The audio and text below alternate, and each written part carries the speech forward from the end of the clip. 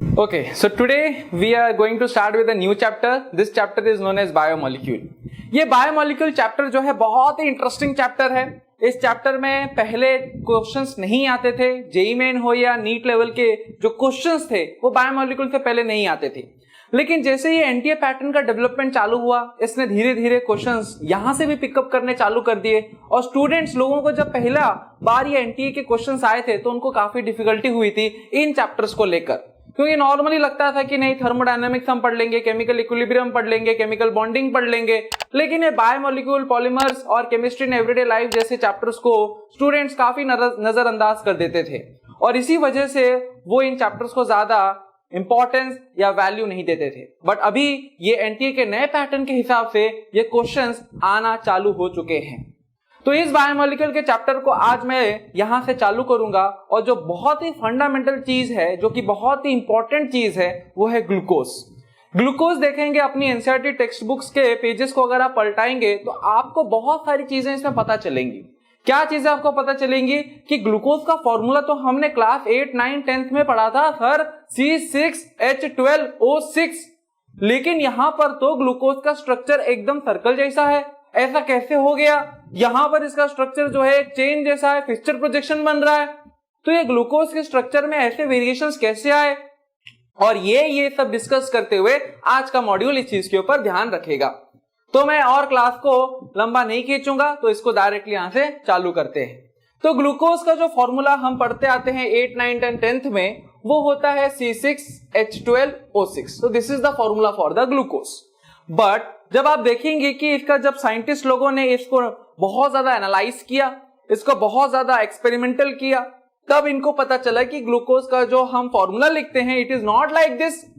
It is like CHO, उसके बाद आता है CH and this is OH, और यहां पर आ जाएगा 4 और इधर आ जाएगा CH2OH, है ना. और इस ग्लूकोज को बोला गया एल्डोहेक्सोस. एल्डो का मतलब होता है एल्डिहाइड ग्रुप का लगा हुआ होना. तो यहां पर आप देख पा रहे हैं कि CHO ग्रुप लगा है. तो ये CHO क्या है? It is nothing more than a aldehyde and this is known as hexose. Hexose मतलब आया है आपका वर्ड हेक्स से, और हेक्स का मतलब होता है 6 कार्बन का लगा हुआ होना.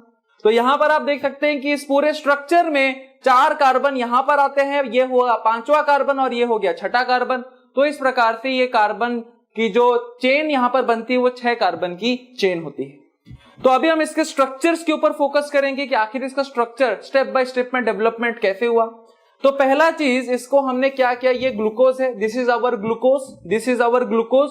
अब हम इस फॉर्मूले के ऊपर ज्यादा बेस डालेंगे और इस फॉर्मूले को उतना ज्यादा ध्यान से देखेंगे नहीं, नजरअंदाज कर सकते हैं.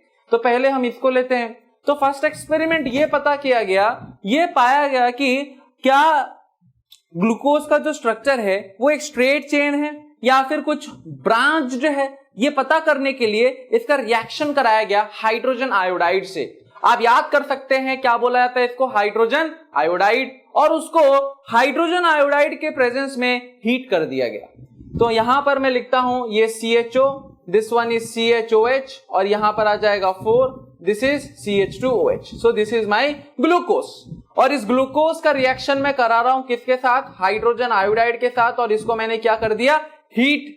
और हीट करने के बाद फिर मुझे जो प्रोडक्ट मिला, that product I found it to be a N-हेक्सेन, है ना. यहां पर CH3, CH2, CH2, CH2, CH2 and this one is CH3. So you can count 1, 2, 3, 4, 5, 6 and this is N-हेक्सेन. तो आप देख सकते हैं कि N-हेक्सेन में क्या हो रहा है कि कार्बन के जो 6 एटम्स हैं वो एक दूसरे के साथ एक स्ट्रेट चेन में लिंक्ड हैं. इससे डायरेक्ट कंक्लूजन मुझे मिल गया कि ग्लूकोज में जो कार्बन एटम्स होते हैं वो ब्रांच नहीं होते, वो कैसे होते हैं? स्ट्रेट चेन में एक दूसरे से जुड़े हुए होते हैं. ये हो गया पहला कंक्लूजन. इसके बाद जो दूसरा जो एक्सपेरिमेंट इस ग्लूकोज को लेकर हुआ, वो ये पता करने के लिए हुआ कि क्या इस ग्लूकोज के कंपाउंड में एल्डिहाइड का ग्रुप है. अगर एल्डिहाइड का ग्रुप अगर होना है तो उससे पहले ज्यादा जरूरी है कि क्या इसके अंदर कार्बोनिल ग्रुप है या नहीं. क्योंकि कार्बोनिल ग्रुप अगर रहेगा तो उसमें एल्डिहाइड, कीटोन, एसिटिक एनहाइड्राइड या फिर एसिड क्लोराइड, ये सारे कंपाउंड्स आते हैं. तो सबसे पहले जानना यह जरूरी था कि क्या इस कंपाउंड के अंदर एक कार्बोनिल ग्रुप आता है कि नहीं. अब भला ये कैसे पता चले? तो आप लोगों ने एल्डिहाइड कीटोन कार्बोक्सिलिक नाम के चैप्टर में आपने पढ़ा होगा reaction of ammonia derivatives with the carbonyl compounds H2NZ, और अगर Z की जगह मैं OH लगा दूं तो इट विल बिकम हाइड्रोक्सिलामाइन।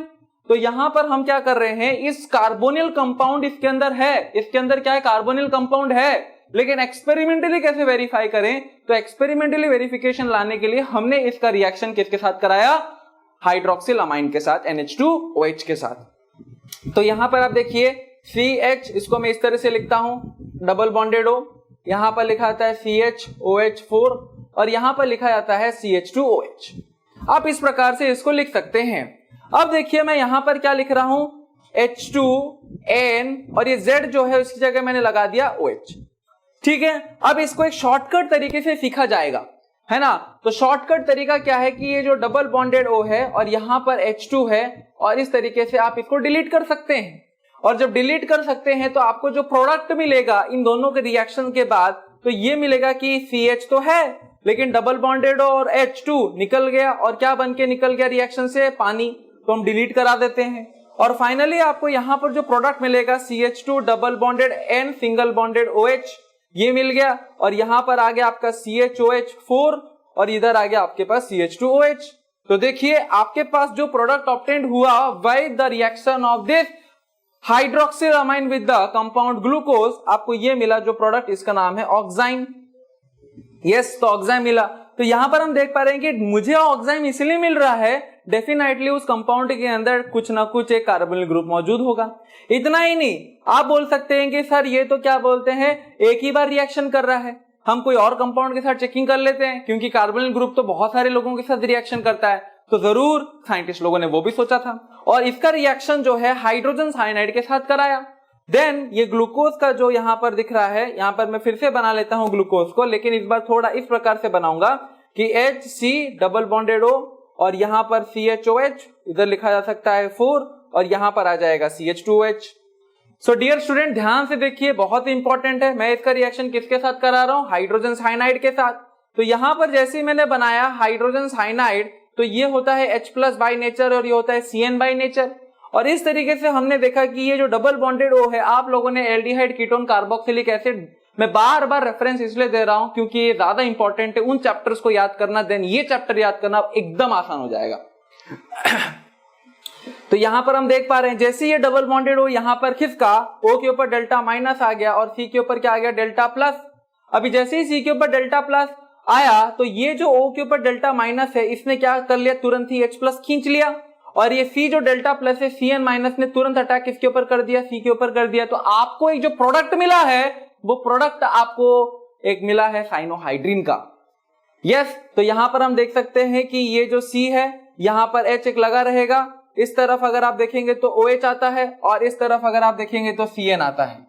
यस, अगर मैं करेक्ट हूं और आपका कंक्लूजन्स, आपके इंटरप्रिटेशंस, आपकी मेमोरी अगर स्ट्रांग है, तो आप यहां पर देख सकते हैं कि ये इसके साथ रिएक्शन करेगा, घुमा फिरा के आपको एक साइनोहाइड्रिन करके एक प्रोडक्ट मिलेगा। यस, और इसके बाद यहां पर हम देख सकते हैं कि CHOH होल 4 हो जाएगा और ये CH2OH हो जाएगा। तो ये देखिए यहां पर इससे कंप्लीटली एक्सपेरिमेंटली वेरिफिकेशन हो चुका है कि ग्लूकोज जब साइनोहाइड्रिन के साथ रिएक्शन कर रहा है, तो यहां पर हाइड्रोजन साइनाइड के साथ रिएक्शन कर रहा है, तो आपको एक साइनोहाइड्रिन मिल रहा है, और वो साइनोहाइड्रिन इस बात का विटनेस है कि हमने जिसके साथ रिएक्शन कराया उसके अंदर डेफिनेटली एक कार्बोनिल ग्रुप मौजूद है।